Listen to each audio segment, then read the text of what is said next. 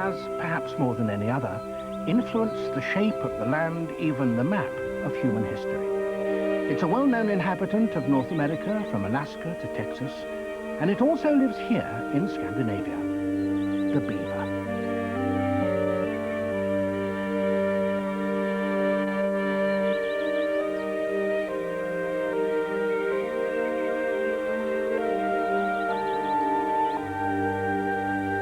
Wooded, well-watered country like this is well suited to its needs, for such countryside can be adapted to give a beaver all that it requires.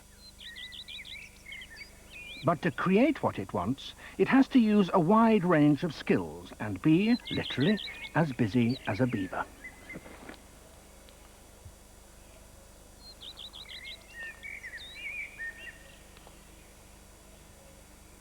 It has the skills of both a carpenter and a construction engineer, but it shares the land and lakes of Norway with foresters and farmers, and sometimes its talent with timber can make it an enemy of such people. But for others, it's a favourite holiday animal.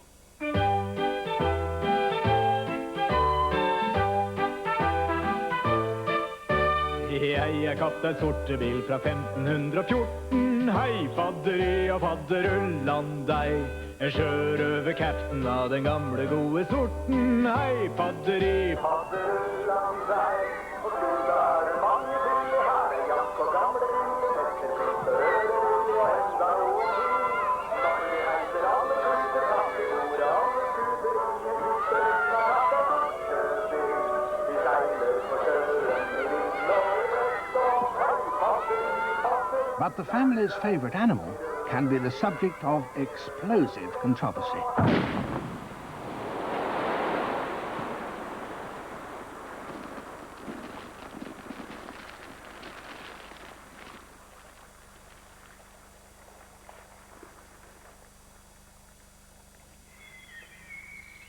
Eat a beaver, save a tree is a slogan in Norway. It seems to imply there's a straight choice: conserve beavers or conserve trees. And many foresters seem to think that that is true. But for many other people, encounters with wild beavers can be very special.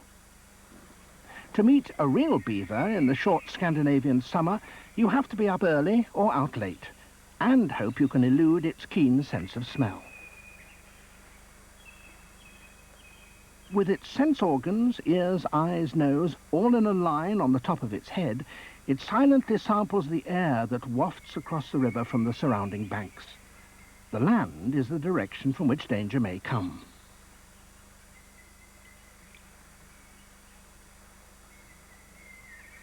It finds no cause for alarm. The watchers have not been detected.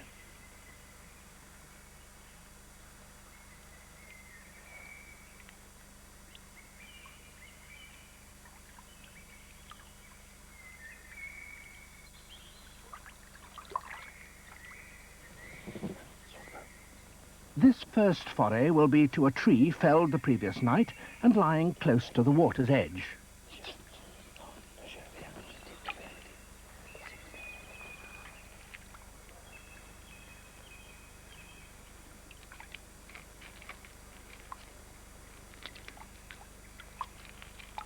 Summer is the time for serious feeding.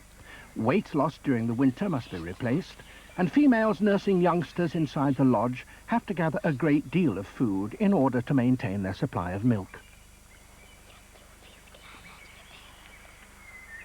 On the other side of the river from the watchers, who still have not been noticed, stands a lodge. A beaver close by is marking the bank with scent to signal that this territory is still occupied. Though they feed throughout their territory, there's often a snack close by the lodge. The tail helps in keeping a balance.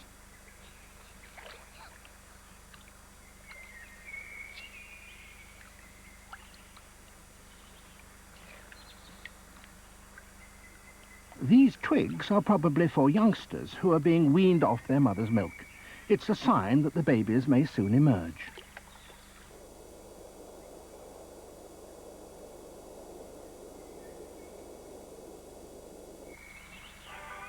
Scandinavian forests are sparsely populated, and you may find beavers living close by your summer cabin, untroubled by visitors who only come for short periods of the year.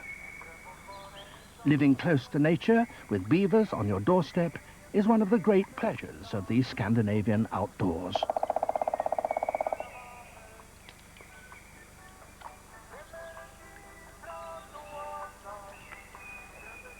After a day spent inside the lodge, the first evening forays are usually quite short. Later on, the beavers may travel half a mile up or down the stream to check the further reaches of their territory.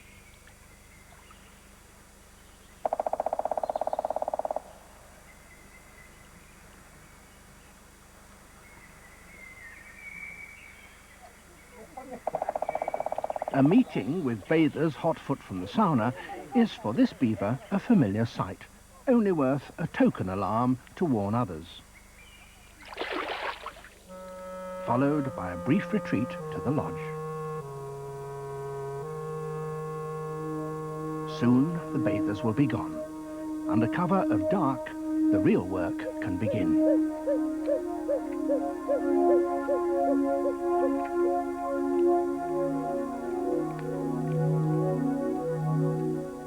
While older members of the beaver family are already out on patrol or feeding, one may stay behind for an hour or so to do a little essential maintenance on the lodge.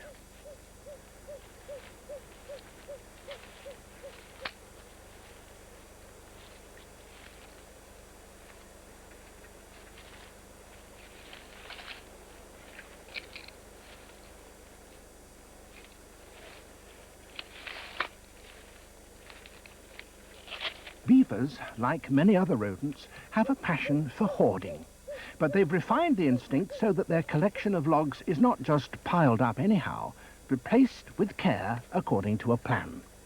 The roof of the lodge has to be so constructed that it allows some ventilation and also keeps out the worst of the winter weather, still some 5 months away.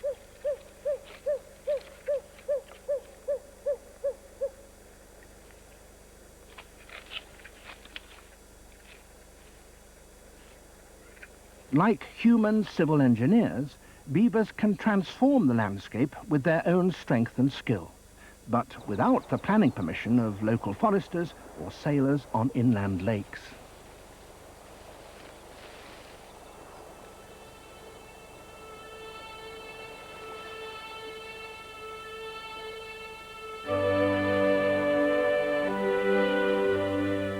In the south of Norway, Sweden and Finland, beavers are surrounded by building sites and materials, rivers, lakes and trees in abundance.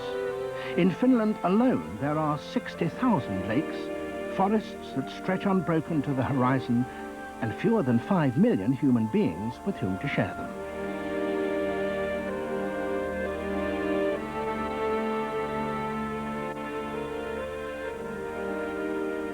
The history of beavers began, as for most creatures living today in these northern countries, at the end of the Ice Age. As glaciers shrank, trees spread north and beavers followed. When people came, they found the animals easy to trap, and in Finland they were hunted to extinction by the end of the 19th century. The same thing happened in Sweden. Descendants of that original population survive in southern Norway, though they're still trapped and therefore shy of people. Animals from here, and even from North America, have now been introduced in other parts of Scandinavia to restore original population levels. During the short Norwegian summer, the long days and short nights allow the worlds of beaver and holidaymaker to overlap. What better than a beaver safari in the cool of the evening, after a sunny day at the coast? If you're downwind and keep still, you may get more than just a passing glimpse of the nightlife.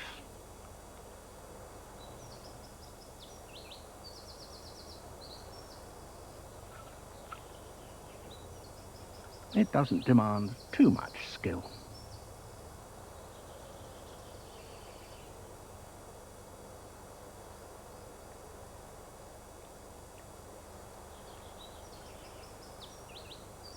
It's difficult to predict what beavers will do when they first emerge. They may go a long way from the lodge or visit a feeding site close by. This evening, the visitors are lucky. They have to eat a lot, 11 pounds a day, 20% of their body weight, to get all the nourishment they need. Trees such as willow contain chemicals that make their bark and leaves indigestible, and the beavers can only digest such roughage because they have helpful microbes in the gut that ferment it. Like all rodents, they have a formidable set of gnawing and grinding teeth, powered by huge muscles and set in immensely strong jaws.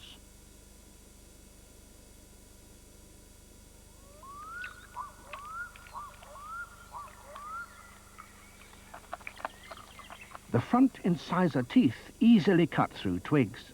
They're kept sharp by grinding against one another, and this gape can deliver such a powerful bite that few other animals pick a fight with a beaver.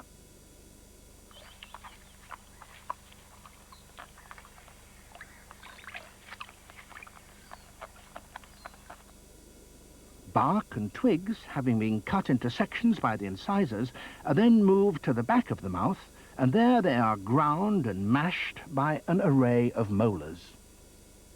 Because the bark and wood is so tough and abrasive, the surface of the teeth continually wears away, and to compensate, the molars are pushed up until they wear out, usually towards the end of the beaver's life.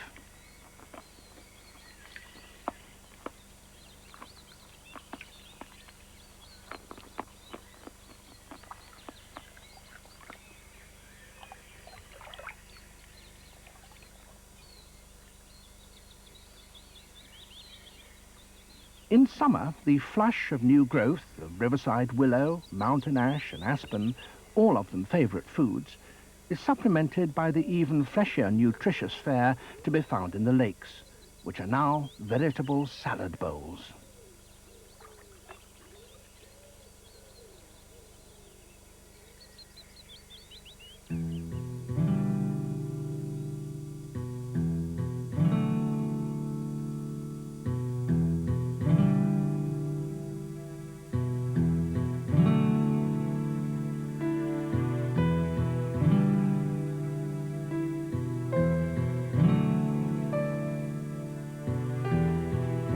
Beavers dive for the succulent rhizomes of water lilies, and when the flowers on the surface finally fade, they regularly tour the lily pads looking for the green, flask-shaped fruit.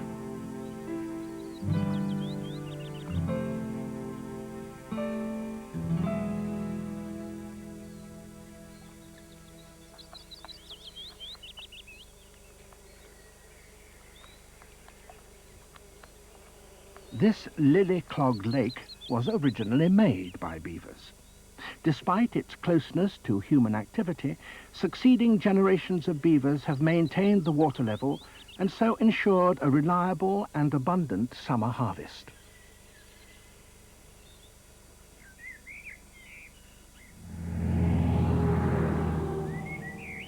With the variety of summer foods available, the beaver's digestion has to be adaptable. A meal of lily fruits may be followed by tree leaves or grasses and sedges. This is the first solid food taken by newborn beavers, or kits as they're called, before they leave the lodge for the first time sometime in July.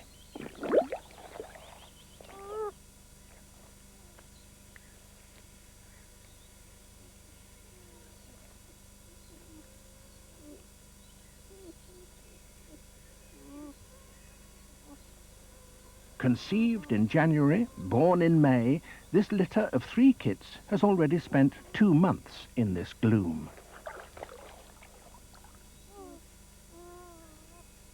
Their fur is still fluffy, and they're presently too buoyant to dive through the underwater passage to the outside. And if they did, they'd be trapped at the surface, vulnerable to attack. They're not yet equipped for life in the great outdoors. The kit's fur has yet to become oily and waterproof, like an adult's. The youngsters also have to refine their instinct to groom and comb, like Mum, in anticipation of their first dive to the outside world.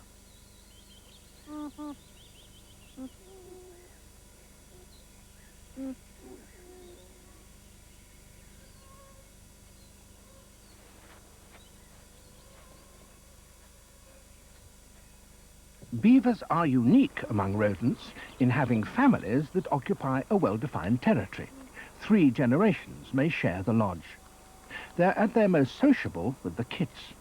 Here they are, finally outside, sharing a meal of aspen with their parents.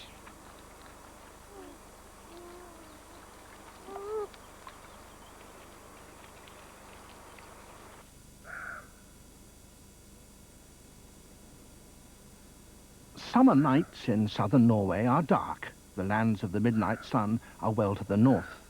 But moonlight is quite sufficient for keen-eyed watchers spending an all-night vigil.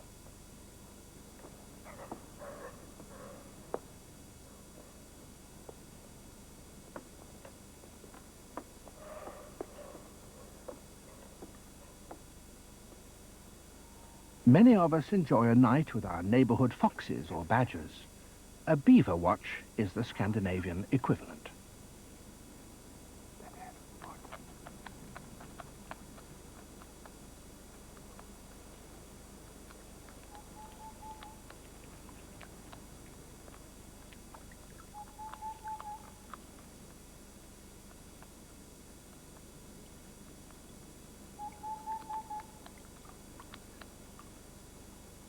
Like most wild animals, beavers are always wary, sniffing the air for other beavers or a more sinister threat that might catch them out on the land. It's not so long since a wolf prowled these woods and killed a beaver.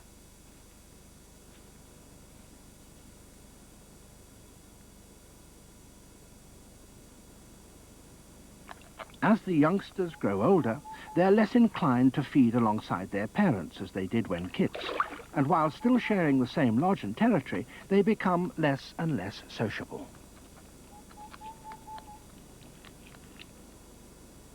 The way they gather food is by no means haphazard. They fell and dismember groups of trees and saplings and either eat them on the spot or move parts closer to the lodge. It may be that the same kind of tree will grow up for harvest in later years. They would seem to have long-term plans, like human foresters. A tree as thick as your leg is a challenge for only a couple of minutes, and the instinctive escape a wise precaution.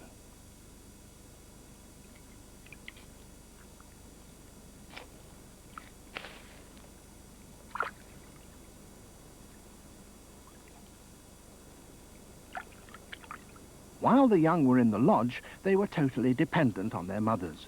But now all the members of the family, yearlings as well as this year's kits, keep their distance.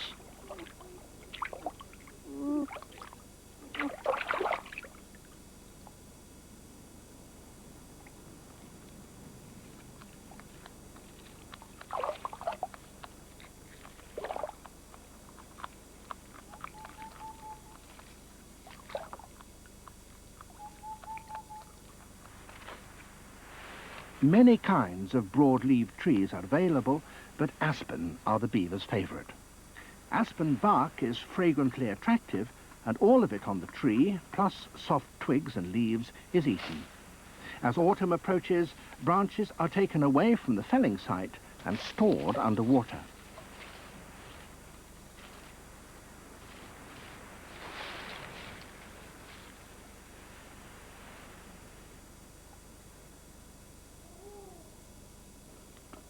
Summer wanes, and the instinct to hoard encourages the beavers to build and repair their dams.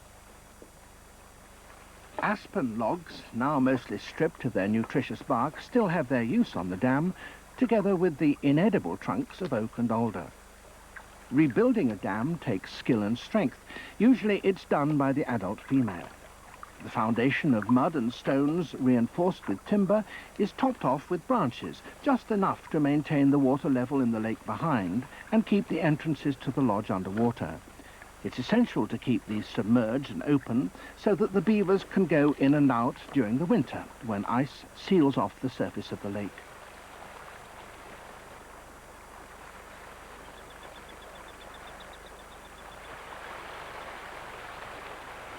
Daylight reveals how massive these constructions are.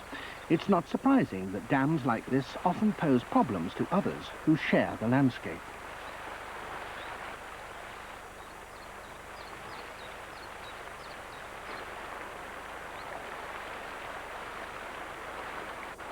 Still flowing at its original rate, a small, narrow stream in a forested valley has become a broad lake. To the forester, a most undesirable feature. The beavers, of course, are very well suited. Their living quarters inside the lodge are high and dry, and the water all around protects them from any animal that can't swim. But valuable conifers drown. In Scandinavian countries such as Sweden, where forests are the foundation for important industries, the natural needs of wild beavers bring them into conflict with men.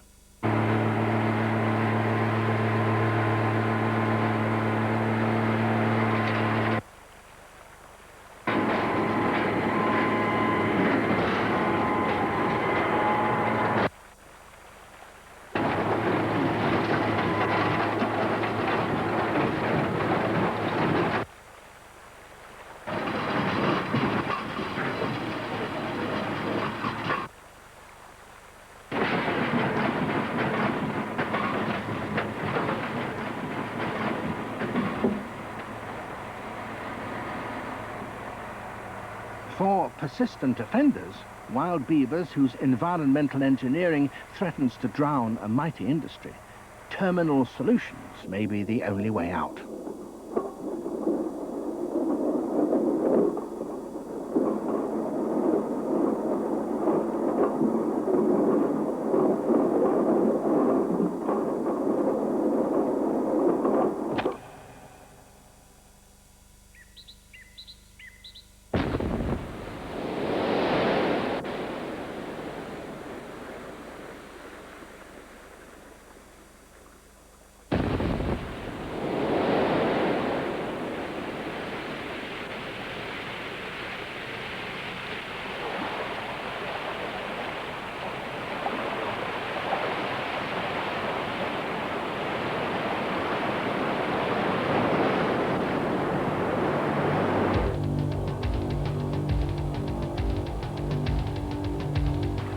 The beaver hunters are called in.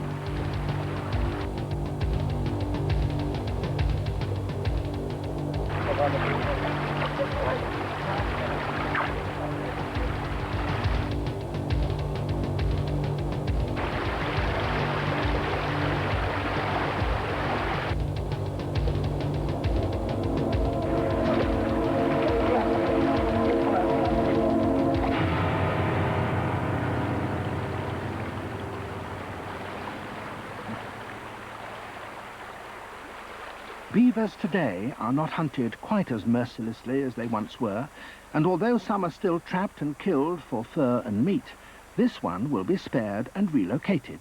There are other places in Norway where local people want to see them working in the landscape.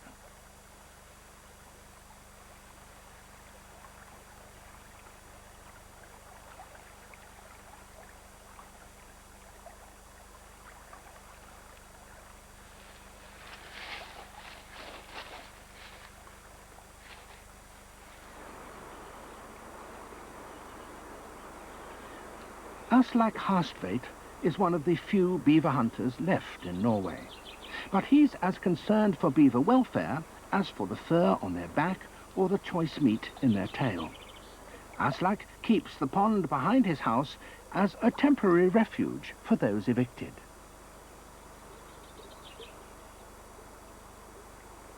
In these safe, if unfamiliar waters, the beaver can recover from the shock of losing its home and hide on the bottom, where it can stay for up to 15 minutes without taking a breath.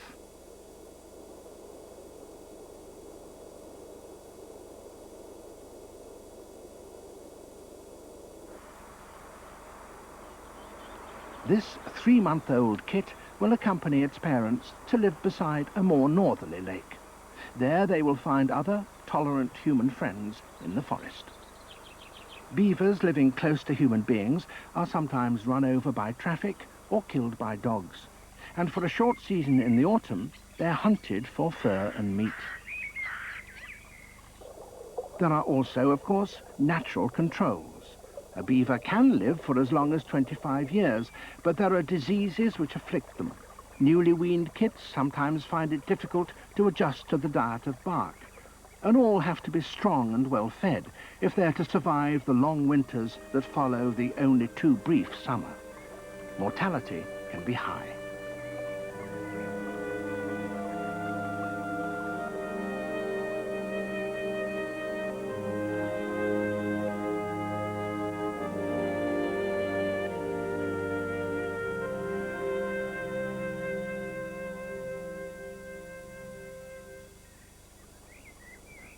The bare winter woods reveal the evidence of the beaver's expensive activities.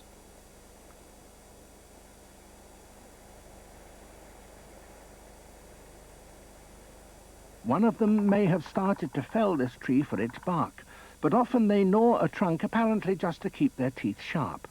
Winter for the beaver does not mean the inactivity of hibernation. From the flooded margins of autumnal lakes and rivers, a beaver family will have gathered branches and twigs to store and keep fresh in the chill water outside their lodge.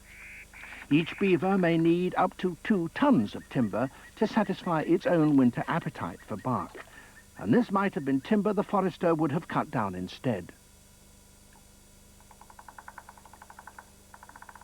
Already, the next generation has been conceived and is safe in the lodge.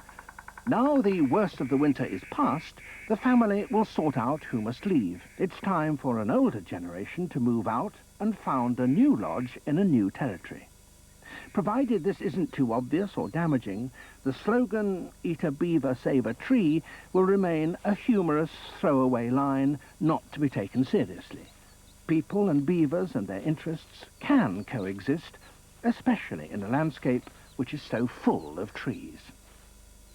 Meanwhile, fresh green leaves are still months away, and the most nutritious bark is mostly aloft and way out of reach. Time for a beaver to get busy.